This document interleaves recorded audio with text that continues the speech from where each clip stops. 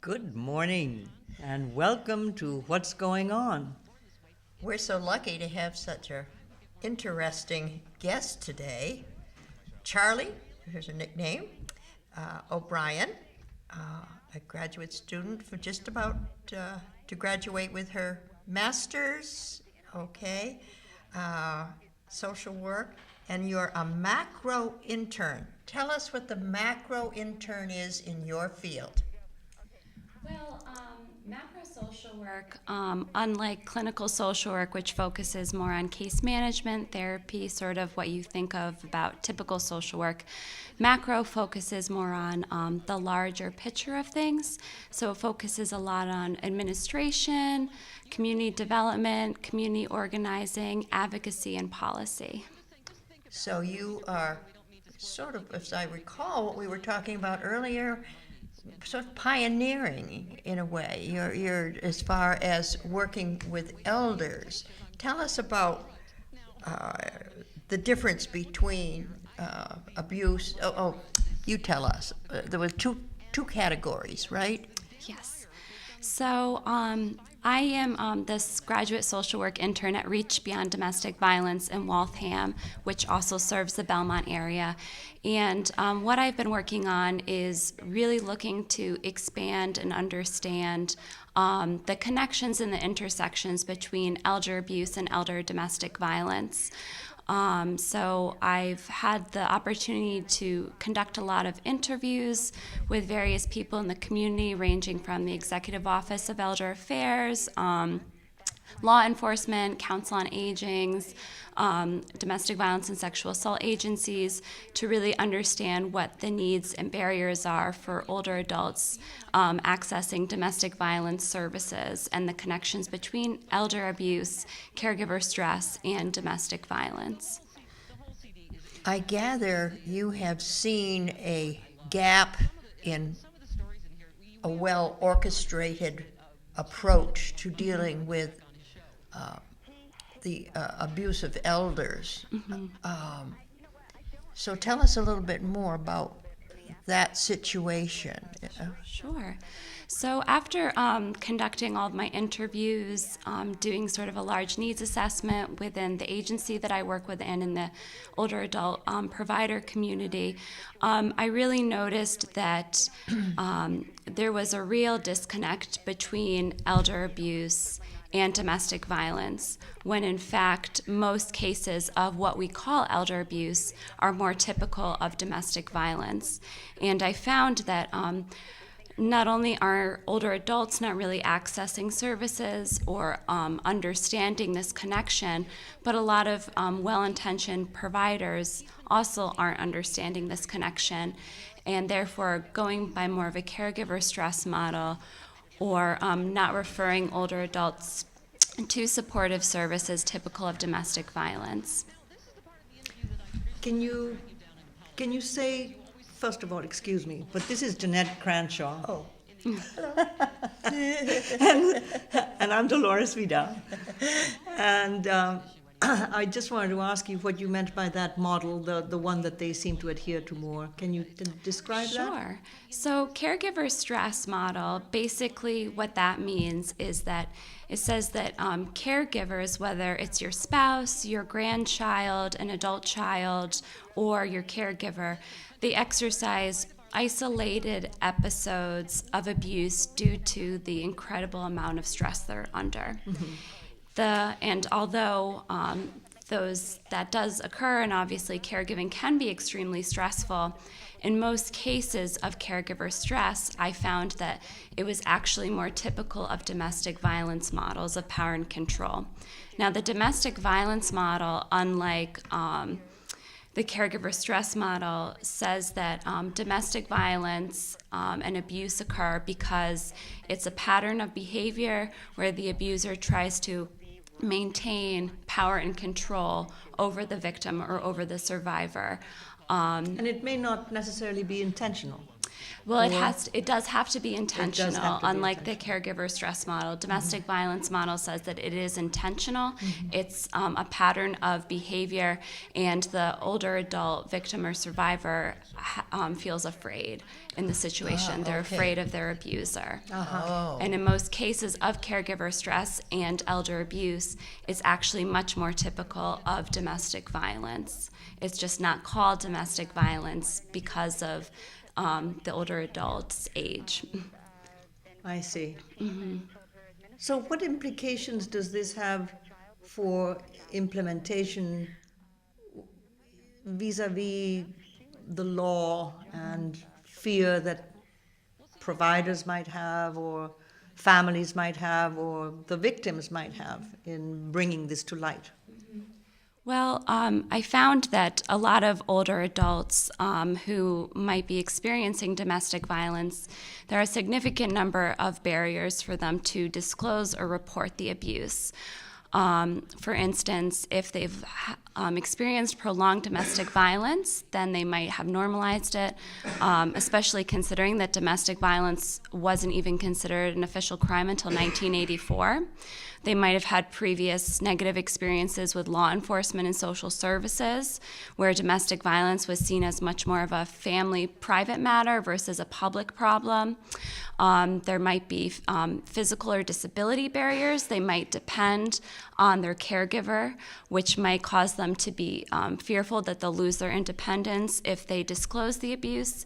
And a lot of providers also don't really understand this connection between elder abuse and domestic violence. A lot of people also, providers, and myself included, and I'm sure everyone here, we don't like to think of an older adult who, you know, we might see as our parent or our grandparent abusing their loved one. And a lot of us, kind of a normal response from a lot of providers is, well, if they've stayed in this abusive relationship for so long, it can't be that bad. Or they go by that caregiver stress model when in fact it's domestic violence. I also found that primary care physicians are usually the ones who an older adult will disclose the abuse to in an annual physical or whatnot. And mandated reporting oftentimes isn't followed, or when it's followed, it's not protective services who take charge of the mandated reporting aren't told that it's a case of domestic violence. So that can also be a real problem. So, what is the primary care provider's obligation legally then? What steps would they Sure. follow, and are they knowledgeable about this? Well, they're supposed to be knowledgeable about it.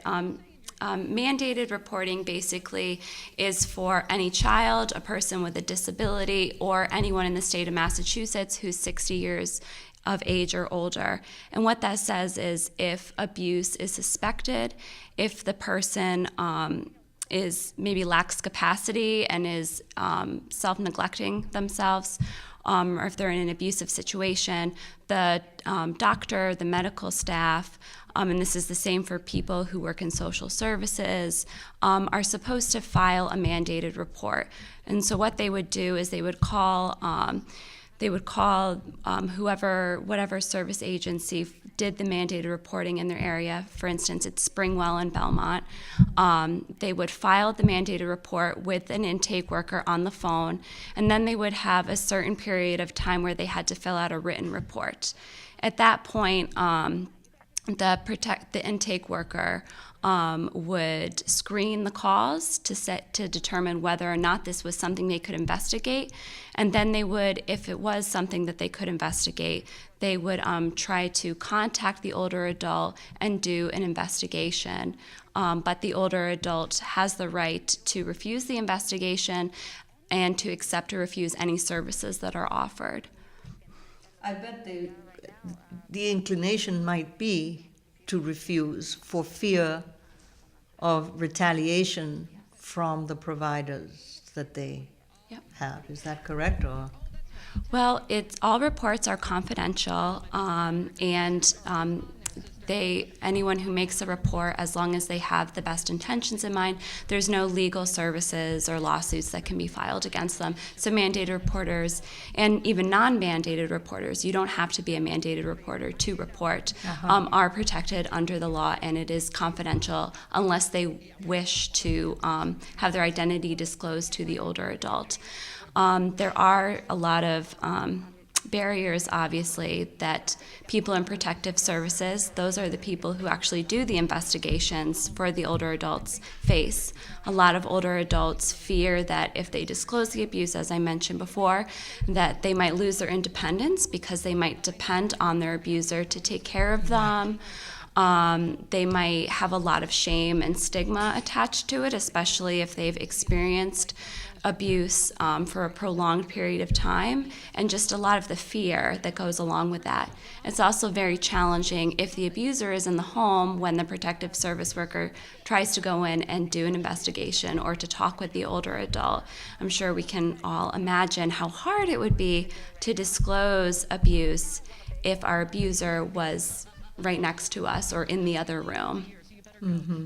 I was thinking of another angle that you probably are going to be checking out in your future careers, and that is what is provided to persons who have caregiving coming their way, whether it's in the home, whether, like my brother, most of the time he resides in something with WCI, Waltham Committee Incorporated. They provide a sheet this long, which they go over periodically with their client, in my brother, for example, and give me a copy for when he's home weekends or something like that. And so they work very hard to be sure that the clients, even handicapped clients, understand their rights. Is this something that is in the works too, to inform people who are being helped either in home or in an institution or nursing home? Or? Yep. Whenever Elder Protective Services gets involved, say with an investigation, which is what I was mentioning earlier, an older adult can refuse all of the services. They can accept some services if they want to. They can stop the services at any point in time, and they can tell the protective service worker that they don't want anything to do with it if they don't want to, and that's absolutely fine. We believe that older adults have the right to accept or refuse services, and that they have the right to make decisions on their own. That's what I have felt very happy about, that my brother can speak up if he's concerned about something. And it's usually resolved with very readily, you know. It doesn't make a big brouhaha forever and ever. It's just that they all feel confident to speak up if they think something was not handled fairly. Yes. And so I think that's healthy too, to have the person who's being cared for feel fully informed. Yep, and even in cases of elder domestic violence, if Elder Protective Services gets involved, it's really up to the older adult victim to decide what they want to happen to the abuser. A lot of times, older adults don't disclose the abuse because they're afraid that the abuser will become incarcerated, homeless, get kicked out of the house. So there's a lot of real fears there. But in most cases, the older adult can really decide what their service plan is. There's a lot of opportunities for them to exercise choice. So, what I find really a challenge, and I wonder if you could address this issue, is actually getting the information that you have, that you're giving us, out to the communities and to people in neighborhoods or who are in caregiving positions, in order to demystify some of this and make it okay, if you will, to deal with the problems as opposed to trying to ignore them or protect whether it's protective or not, but you think it's protective, or avoid embarrassment, or how do you, now that you're graduating from BC with your master's in social work, and you will be this, I think it's a fascinating choice you've made, by the way, but I'd be interested to know how you plan to implement this and make it available to the community in a real way. Well, what I've been first trying to do is I've actually been going out into the community and doing trainings for providers, because throughout all my research and interviews, I found that a lot of providers who are very well-intentioned, they don't really understand that connection between elder abuse, caregiver stress, and elder domestic violence. And they might not be asking the right questions. Even during, say, like a physical exam, they might not be asking the older adult if they ever feel afraid in their home or whatnot. So what I've been doing is actually going out and training providers in healthcare settings, counsel on agings, whatnot, about these intersections between elder abuse, domestic violence, appropriate screening techniques, ways that you can support older adults, kind of what the caregiver stress model is versus the domestic violence model, some behavioral indicators to look for in among an abuser and among a victim of domestic violence, whether it's in a medical setting, a social service setting, or a home assessment. I'm really teaching them, because I feel like in order to help older adults, providers also need to be knowledgeable of this information. Another thing that needs to be done is just getting the message out there. I think that we've done a great job of talking about domestic violence among younger generations and for younger women, but a lot of older women don't understand domestic violence, or they see it purely as something that's physical abuse that occurs between a husband and wife, when it's really much more complex. Yes, and they see it as a very personal problem, because there's a lot of shame and stigma, and people just don't talk about it. People feel uncomfortable about it. So just having those conversations, having domestic violence materials with older adult faces on it versus just having younger women's faces, I think is really important. And also having increased collaboration between protective services and domestic violence agencies, I think is really important. Is the following included in some kind of violence? What if you violate somebody's bank accounts? There have been situations where a caregiver has seen to it that the person they're caring for signs over all their money to them, or inappropriate funds or something. Is that an abuse too? Yes, domestic violence has several different categories of abuse, which a lot of people don't understand. So under domestic violence, the different categories of abuse include financial exploitation, physical assault, sexual assault, psychological, verbal, emotional abuse, and identity or spiritual abuse. So that could be using someone's disability against them, threatening to disclose their undocumented status, or using their religion against them, saying like, you can't tell anyone about the abuse because our religion doesn't allow us to get divorced, that sort of thing. So it's using that fear and that power and control to really abuse someone and to cause them be afraid, and it's that pattern. I'm glad we got to that. Oh my goodness, to that point, that fear, inducing fear is a form of abuse. Yes. So Reach Beyond Domestic Violence is the organization Yes. that you have been doing your internship. Yes. Yes.